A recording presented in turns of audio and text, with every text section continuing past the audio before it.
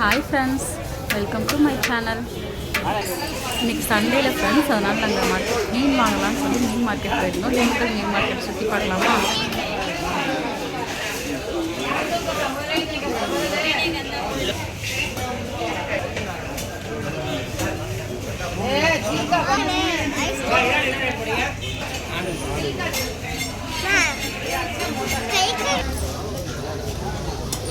நீ பாரு,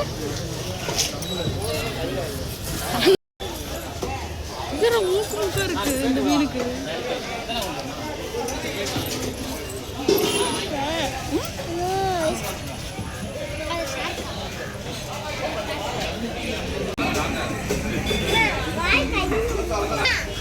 ஆமா, எல்லா மீனுமே உயிரோட தான் இருக்கு நிறைய.